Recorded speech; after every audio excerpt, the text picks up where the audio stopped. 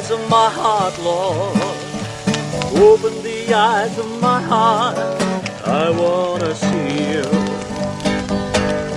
I want to see you. Open the eyes of my heart, Lord. Open the eyes of my heart. I want to see you. I want to see you. Open the eyes of my heart, Lord. Open the eyes of my heart. I want to see you. I want to see you. Open the eyes of my heart, Lord. Open the eyes of my heart. I want to see you. I want to see you.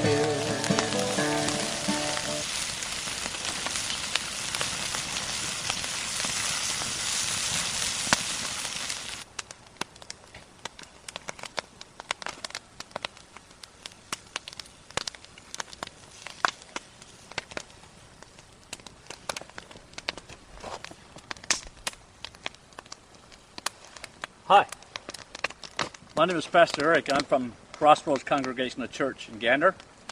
And today I've decided to do something totally different. You see, this past summer, our church would have open air services. And we would go outside of our church. And we'd start off by having singing and so on. And some of the other churches met in the center part of the town. And today I said, well, why not come out on my quad, have a cup of tea and some kippers, and have a little devotional with Gander.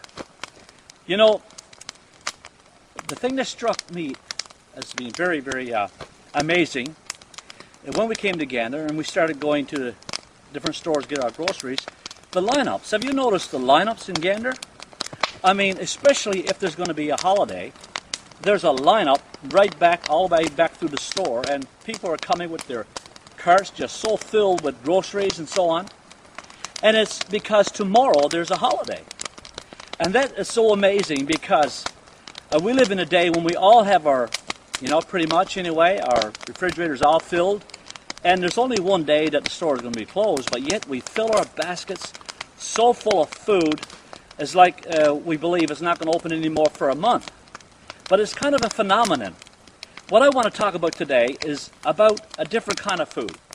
I want to talk to us about a spiritual food. You know, there's a story in the Bible, and it happened just after Jesus was risen from the dead.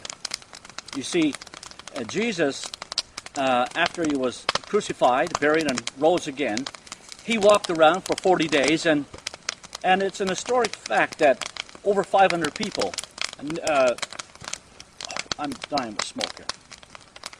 500 people saw Jesus and talked to him, witnessed his resurrection.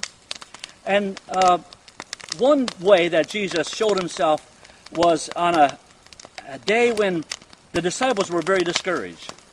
You see, this king that they thought was going to liberate them had gotten crucified, and they were discouraged. And so they decided, well, we're going to go fishing. As a matter of fact, if you want to read about it, it's in John chapter 21. And Peter and the disciples said, well, you know what? I'm going fishing. And the other one said, yeah, we're going to go fishing too. And they went right back to their boats, the place from which Jesus had called them.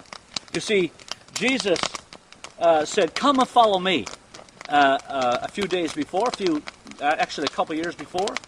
And he said, I'm going to make you fishers of men. And it so happened after Jesus got crucified that they became discouraged and they went right back what they know to do.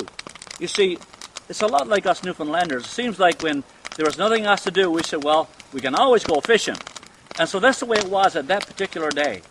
And so there they were. They went fishing. They went out at night. And the Bible says they toiled all night and they caught nothing. And so one of the ways that Jesus appeared to his disciples at that time, he showed up on the seashore. Now this was on the shore of Galilee. And they were off a little ways, and I don't know if you've been went fishing early in the morning in some of our outports, but you notice that the sound is very good early in the morning when there's a calm, and the sound just seems to travel so well over the water. And in fact, they tell me that one of the best acoustic places in the world is over the water for sound to travel.